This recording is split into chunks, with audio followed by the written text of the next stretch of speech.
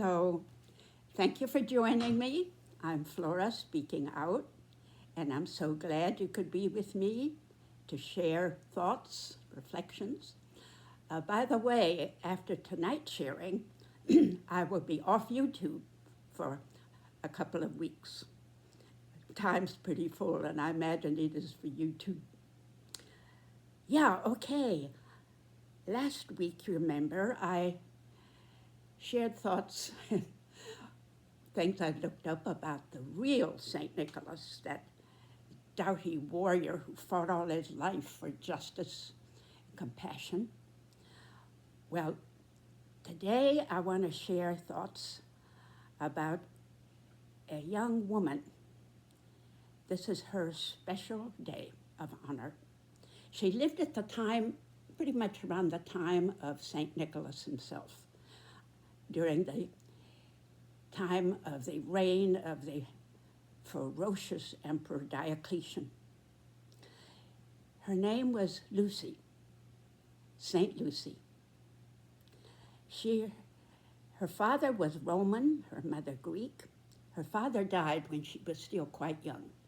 So her mother, anxious that her daughter would be well provided for in life, betrothed her very young to a well-to-do man. But Lucy was not interested in marriage. She wanted to spend her life working for the poor, the hungry, and the disadvantaged. She would go into the catacombs where Christians were hiding, very poor, hungry people. And she wore a wreath of candles on her hair in order to keep her arms free to carry more bread, more supplies to the hungry there in the dark. She even persuaded her mother to give her dowry, Lucy's dowry, to the poor. And when her betrothed heard she had given away her money, he was so furious he denounced her as a Christian to the authorities. And she died under the sword at 21 years old.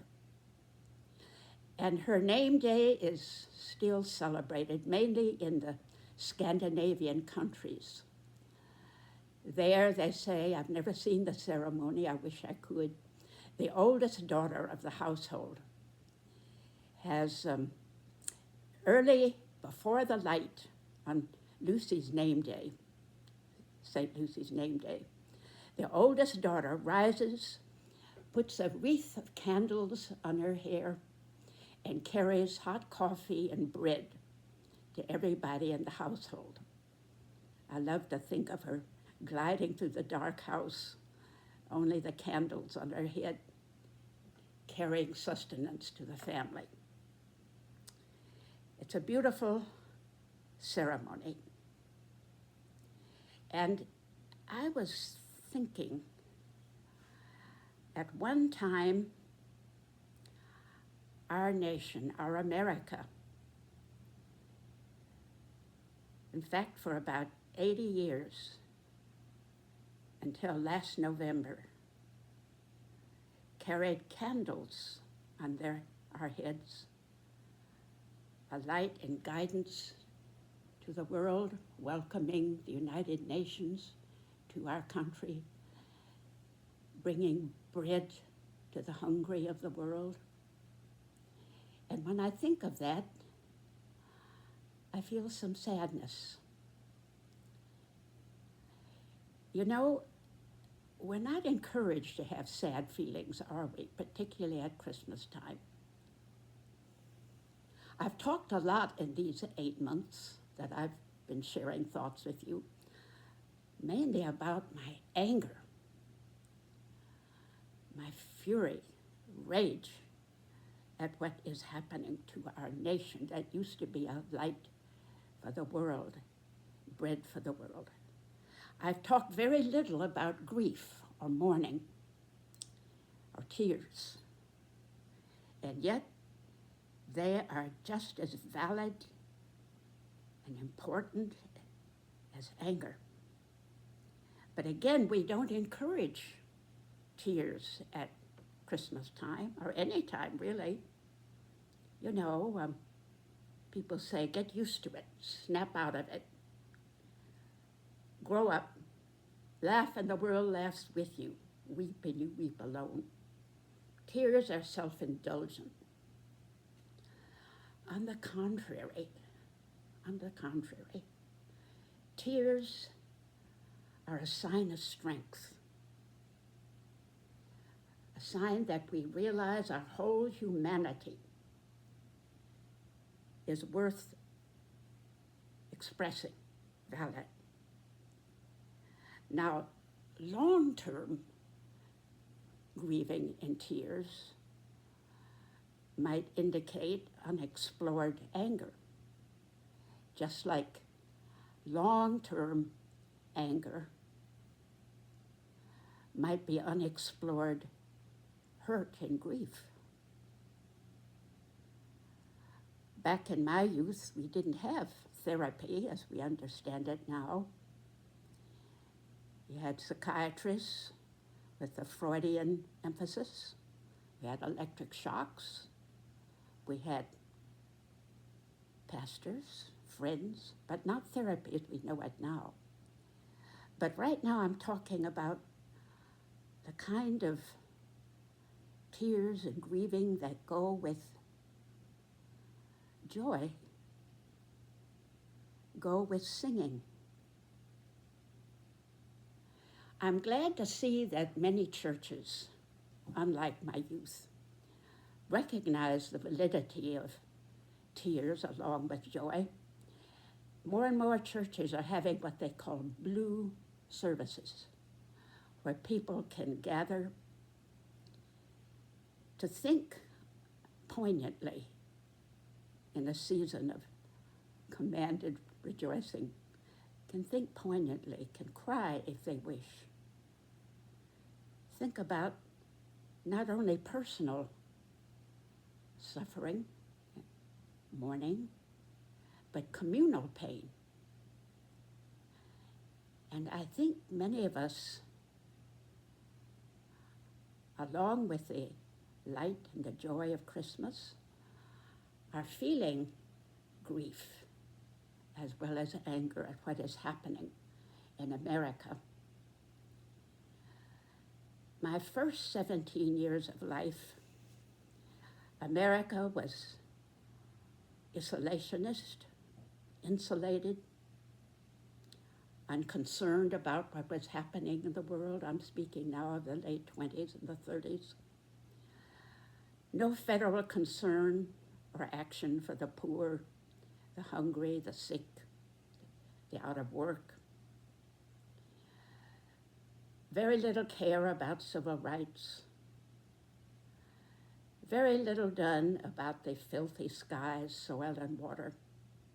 That was life in America while I was growing up. Then after World War II, everything changed. Amazing things happened. As I said, we invited the United Nations to make its headquarters in our nation. We were concerned about other countries, an active enthusiast for NATO, civil rights, tremendous strides in health care, welfare, Medicaid, Medicare, all these amazing things in the 80 years up until last November. Now is it not valid to express grief that we're turning back to those selfish, dirty days of my own early youth? Grieve that we are becoming isolationist again, that we're becoming cruel and callous to the poor, that we cut out U.S. aid, that we have done horrible things to the CDC, that we have a military that blasts survivors clinging to a boat out of the water. Kill them all. You know, the first Christmas story includes a terrible grief along with the light and the angels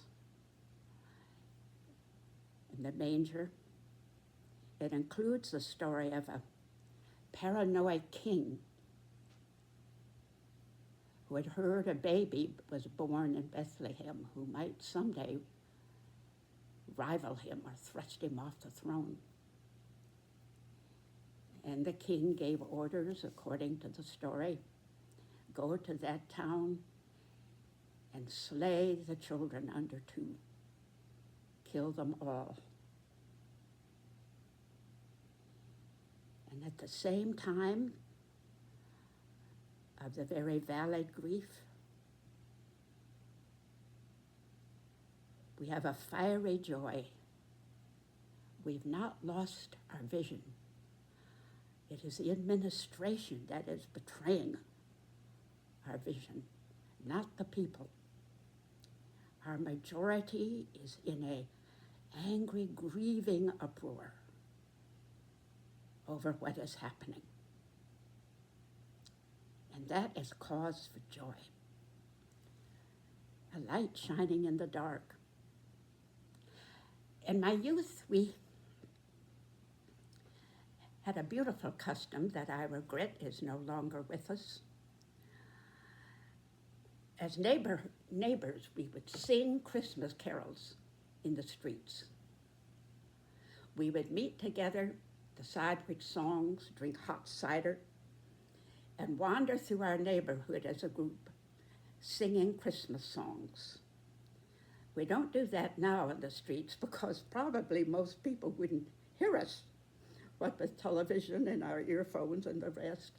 But it was a beautiful custom, and I'm wondering if the custom of singing in the dark streets began with perhaps the oldest Christmas carol we have, which rose about from the people, not the church, rose from the people about 500 years ago. God rest ye merry, gentlemen, let nothing you dismay, which in modern language means, God keep you joyful, folks. That rose among the people, that song, during terrible times in Europe, civil war, epidemics, persecutions. And during the Christmas season, the night watchman would wander through the dark streets of cities. Streets weren't lit then with much light. May a few torches, flares here and there. Mostly pretty dark, dangerous, scary. But the night watchman, with his lantern, would wander through the streets, singing as he went that ancient song. God keep you merry. God rest you merry, gentlemen, people. Yes, my hope for